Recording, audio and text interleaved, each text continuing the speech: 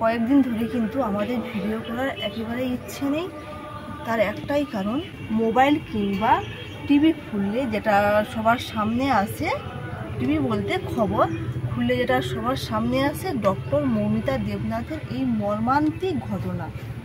আমার এই 30 বছর বয়সে আমি বহু এরকম ঘটনা শুনেছি, কিন্তু এই ডক্টর মৌমিতা দেবনাথের সঙ্গে যেরকম হয়েছে এই রকম আমি একেবারেই শুনিনি। মানে রাস্তাঘাটে এরকম ঘটনা হয় ঠিক আছে, কিন্তু মানে সেফটি জায়গায় মানুষ কোথায়? আমি ধরুন আমার মেয়েকে পড়াশোনার জন্যই পাঠালাম স্কুলে, হোস্টেলে। এবারে আমি ফোন করে জিজ্ঞেস করলাম কোথায় আছিস রে মা? তো ও বললো যে আমি স্কুলে আছি কিংবা আমি হসপিটালে আছি। তাহলে আমি কি ভাববো যে আমার মেয়েটা সুরক্ষিত আছে, কিন্তু সেই সুরক্ষিত জায়গায় কিন্তু এরকম ঘটনা প্রত্যেক বছর বারবার এরকম ঘটনা হয়ে আসছে। শিশু থেকে মানে রাস্তায় যেনারা ভারসাম্য হারিয়ে পাগল হয়ে ঘুরছে, ওনাদেরকেও ছাড়ছে না। এই ঘটনাগুলো বারবার হচ্ছে আমাদের এই দেশে, আমাদের দেশে নয়, বিভিন্ন দেশে হচ্ছে। এই বাংলাদেশ ধরুন, বিভিন্ন রাজ্যে হচ্ছে। এরকম ঘটনা কেন হচ্ছে? তাই আমার একটাই শুধু অনুরোধ যে মানে এরকম ঘটনা যাতে না হয়, সেরকম আমাদের দেশের যে আইন একটু কড়াকড়ি হতে হবে। এই ঘটনাকে নিয়ে বারবার হচ্ছে এই ঘটনা। এরকম অনেক মায়ের কোল খালি হয়ে গেছে, বহু মায়ের মানে কি বলা যায়, যার যায় সেই জানে, যার সন্তান তার কোল থেকে হারিয়ে যায় শুধু সেই একমাত্র জানে যে তার কতটা মানে কি হারিয়ে গেছে, তার দুনিয়ায় কিছু নেই বলতে গেলে। যতই আমরা বলি না কেন যে আমরা স্বাধীন দেশে বাস করি, কিন্তু মেয়েদের স্বাধীনভাবে থাকতে দিচ্ছি না। সেই বরাবরের জন্যে মানে আঙুল তুলে দেওয়া হচ্ছে যে তোরা 4 দেওয়ালের মধ্যেই থাক, তোদের বাইরে বেরোনো একদম উচিত না। রাত 12টা 1টার সময় একটা পুরুষ মানুষ রাস্তায় বেরোতে পারে, কোথাও যেতে পারে, কিন্তু একজন মহিলা একেবারেই সেফ না। আমরা কিন্তু ভগবানকে দু চোখে দেখিনি। মানে ভগবানের পরে যদি কেউ বাঁচাতে পারে সে হলো ডাক্তার। ভগবানের উপর তো আমরা বিশ্বাস রাখি, কিন্তু ডাক্তার স্বয়ং এসে আমাদেরকে বাঁচায় কোনো কিছু হলে। এত বড় বড় অসুখ বিসুখ হলে কে বাঁচায়? ডাক্তার। সেই ডাক্তারের সঙ্গে যদি এরকম ঘটনা হয় তাহলে আমরা কোথায় আছি? ডক্টর মৌমিতার সঙ্গে যে মানুষরূপী নরখাদক, নরপিশাচ, একদম রাক্ষস বলতে পারে, যে এরকম করেছে, তার মানে একেবারে যেরকম মৌমিতাকে একটু একটু খুবলে খেয়েছে না, ওদেরকে ঠিক ওই রকমভাবে শাস্তি দেওয়া উচিত। আগেই আপনাদের বলেছি যে আমাদের ভিডিও করার একেবারে ইচ্ছে নেই। আমাদের কিন্তু ভিডিও বানানো হয়ে একটা আছে অনেক দিন থেকে, মানে 2-3 মাস হয়ে গেছে ধরুন, সেই ভিডিও দিচ্ছি। আর রিয়ারও শরীরটা ভালো না, সর্দি জ্বর এখন বাড়িতে সবার এইরকম হচ্ছে। তাই আপনাদের সবার সন্তানকে ভালো রাখবেন, সুস্থ রাখবেন এবং খুব খেয়াল রাখবেন। ভিডিওটি দেখতে থাকুন। সারা ভিলপুরে সবাইকে গানে সারতে শুরু করছি আজকের ভিডিও। আজকের মা ওই পুকুরে নেমেছে, দেখুন একটা কলসি পেয়েছে। ওর মা যেই মাছগুলো পাবে ওইগুলো দিয়ে একটা দারুণ রেসিপি রাখবে। কি পাইছো? আচ্ছা, যা পাইছি আর কিছু লাগবে। সত্যি কি খাইবে গো না? বন্ধুরা দেখুন কত বড় মাছ পেয়েছে। মা তাড়াতাড়ি আইসো, আর বেশি দেরি করো না, আমার যেন ধৈর্য ধরে না, আমি দেখতে চাই মাছগুলাকে।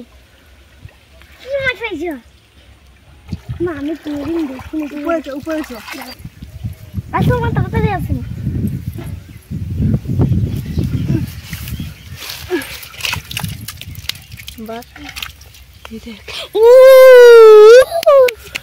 আমার প্রিয় জিনিস আসছে, আবার কলসিটা দে দাও। মা এ কামড়াবে বাবা। আমি কিন্তু প্রথমে হাত ঢুকিয়েছিলাম কলসির ভেতরে, তারপরে দেখলাম কেরা আছে, তো তুলি, দেখি না কাঁকড়া। এই দুটা বন্ধুরা বড় কাঁকড়া। ইস, তুই তো করছো, আমি কি করছি? এই দেখো, ওই কাঁকড়াই না দাঁড়া, ওইদিকে গেলে এই যে দেখুন কাঁকড়া। পালিয়ে মা, পালিয়ে ধরো। এই দেখুন মেয়ে কাঁকড়া, হলুদটা দেখতে পাইটি? এই দেখো বন্ধুরা কাঁকড়াটা দেখো। মা আমাকে জানটিটা একটু দাও না, ডানা ভেঙে দিই। কামড়ে দিবে। তুই ব্যাগটা ধরে রাখ।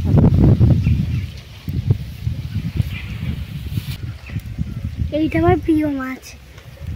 দেখুন বন্ধুরা, এইটা আমার প্রিয়ই খাবার, আর কোনো কিছু দরকার নেই। মা আমার বন্ধুরা পুরো নেমে যাচ্ছে, হঠাৎ করে কাঁটাটা পড়ে গেলে আমি বুঝতে পারিনি। ভয়ঙ্কর জিনিসটা পড়লো, এত সুন্দর জিনিসটা। বন্ধুরা তোমরা কে কে কাঁকড়া খেতে ভালোবাসো অবশ্যই কমেন্ট করবে। বন্ধুরা আবার একটা ভালো জিনিস পড়েছে, কই মাছ পড়েছে বিশাল বড়। চলুন দেখা যাক।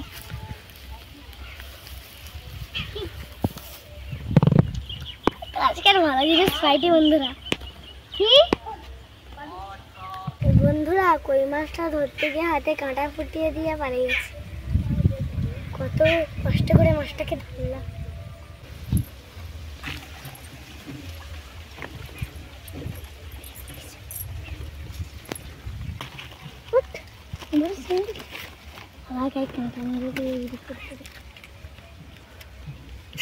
এত উড়েছি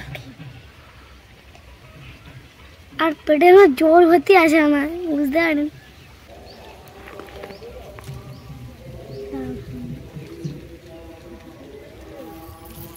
বন্ধুরা চলুন চলুন, মা কই মাছ পেয়েছে, একদম ছাড়বে না।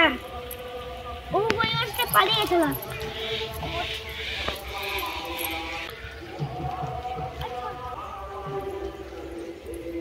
ও বন্ধুরা এই যেটা দেখতে পাচ্ছি না। ও ও ও ভাই, খাবারটা চুরি গেল। ওটা মেরে দিলে আমি রইতে পারবো। আউ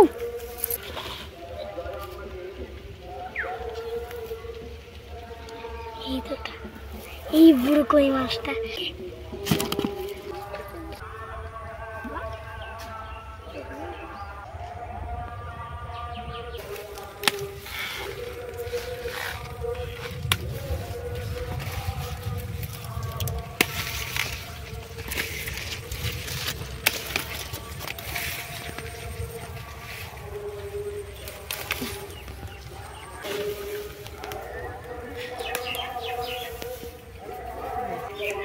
মেঘ করেছে আজকে। আজকের এই লতি আর ওই যে কাঁকড়া পেয়েছি একটা, লতি দিয়ে রান্না করবো।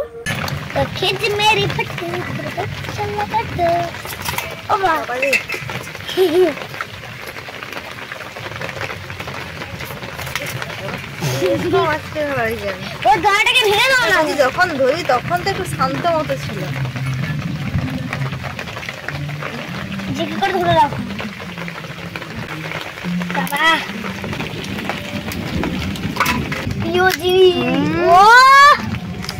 কাঁকড়াটার ঘিটা দেখুন বন্ধুরা, একদম কমলা টুকটুক করছে।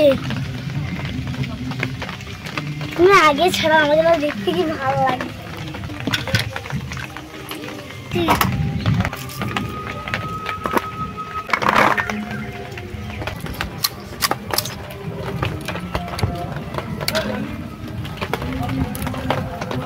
আমার ঘিটা বেশি একটু খেতে ভালো লাগে। এবারে এই কাঁকড়া এবং মাছের মধ্যে দিয়ে দেব লতি। লতিগুলো কিন্তু মা কেটে দিয়েছে। টমেটো, আলু, আলু, পেঁয়াজ কুচি। এবারে এই যে মশলা, এর মধ্যে আছে সরষে, জিরে, আদা, রসুন, দিয়ে দেবো লঙ্কা গুঁড়ো, সব হলুদ গুঁড়ো, স্বাদ মতো লবণ।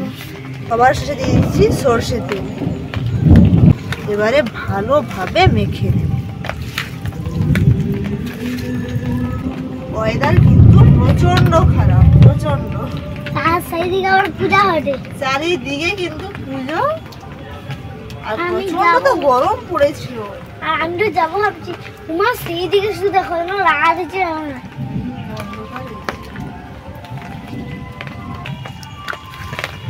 যখন বানাইবো তখন ভাব তো। এবারে এই যে কৌটো নিয়েছি একটা, কৌটোর মধ্যে সরষে তেল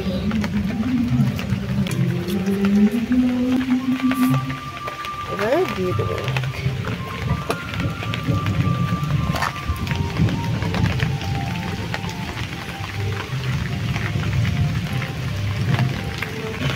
জুসগুলো দিয়ে দাও, ভালো লাগবে না। এবারে ঢাকা লাগিয়ে দিচ্ছি। কড়াইয়ের মধ্যে একটা স্ট্যান্ড, এটাই বালি উনুন ধরিয়ে দিয়েছি। এবারে স্ট্যান্ডের উপরে কৌটো বসিয়ে দিলাম, দিয়ে হাতে রান্নাটা।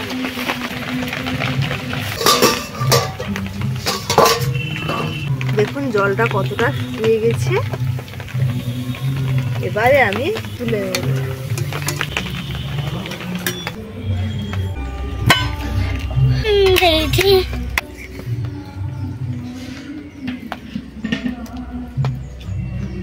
লতিগুলো দেখুন একদম গলে গেছে। কচুগুলো দেখি তো, বাবা এও গলে গেছে দেখুন।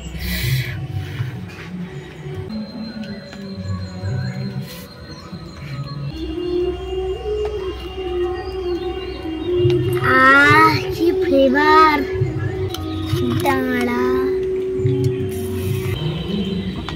ঘিগুলো দেখুন, ঘিগুলো জড়ে গেছে। একদম শক্ত শক্ত হয়ে গেছে, ডালু ডালু হয়ে গেছে।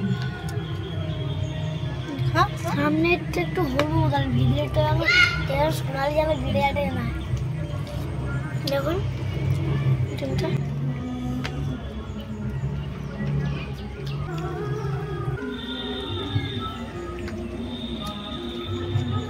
দারুণ। হ্যাঁ একদম বাড়ি পড়ছে। আমার লোক সবাই খাও।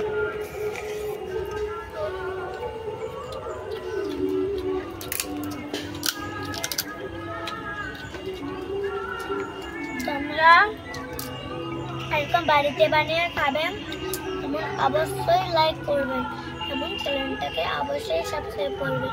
ভালো থাকবেন, সুস্থ থাকবেন, সাবধানে থাকবেন। টাটা